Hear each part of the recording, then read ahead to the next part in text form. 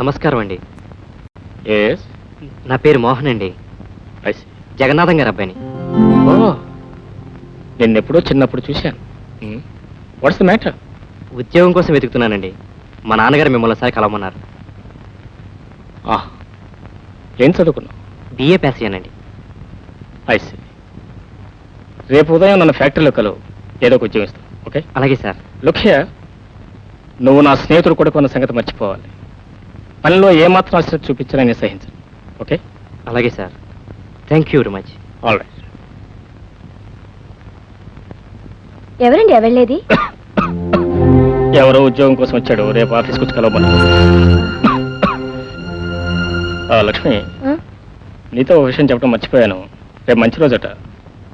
అమ్మాయిని వచ్చి చూసి వెళ్ళమని రవి వాళ్ళ అమ్మగారి కబురు చేద్దాం అనుకుంటున్నాను. అలాగా? కానీ ఇంకా కానీ అర్థం ఏమిటో. శశి రేఖ ఇద్దరు ఒకే సమయంలో పుట్టిన. అవును. ఇద్దరిని ఒకేలాగా పెంచాం, ఒకేలాగా చదివించాం.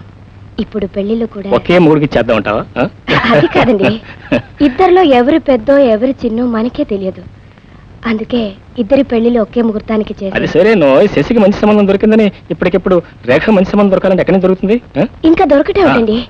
రేఖ ఏనాడో జగన్నాథ అన్నయ్య గారి అనుకున్నాం కదా. సరే, ఈ సంగతి తర్వాత మాట్లాడదాం. నాకు బజార్లో పని ఉంది, వస్తాను. కోటి ఇవ్వమన్నాను, వేయమనలేదు. చదువుస్తాం మేడం. మన శశమ్మకి రవిబాబుకి పెళ్లి జరిగితే ఆ జంట సాక్షాత్తు రాధాకృష్ణులాగా రతీమన్మధుల్లాగా. అయ్యా, నువ్వు నటరాజువే భట్రాజువే? నిజమండయ్యా.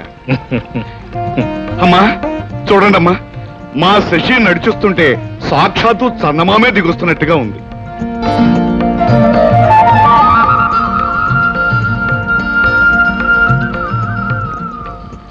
పెద్దల ఆశీస్సులు అందుకోమా. మా అమ్మే లక్ష్మీదేవిలా కళకళలాడుతున్నావమ్మా. కూర్చో. చూడమ్మా, మీరేమీ అనుకుంటే నేను ఒక మాట చెప్తాను. ఆ యమధర్మరాజే స్వయంగా నా దగ్గరికి వచ్చి, నీకు నీ పంచప్రాణాలు కావాలా, నీ బిడ్డలు కావాలంటే నాకు నా బిడ్డలే కావాలని సగర్వంగా చెప్తాను.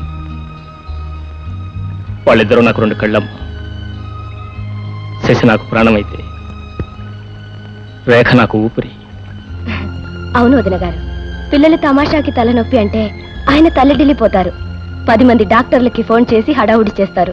పిల్లల మీద ప్రేమ ఉండాల్సిందే కానీ ఎప్పటికైనా పరాయింటికి వెళ్ళే ఆడపిల్ల మీద అంత ఆపేక్ష పెంచుకోకూడదు వదిన గారు. మీరు చెప్పేది నిజమేనమ్మా, కానీ నేను వాళ్ళని ఆడపిల్లలా పెంచలేదమ్మా, మగబిడ్డలాగానే పెంచాను. చిన్నప్పటి నుంచి ఒరే నాన్న తండ్రి అంటూ ముద్దు ముద్దుగా పిలుచుకుంటూ వచ్చాను.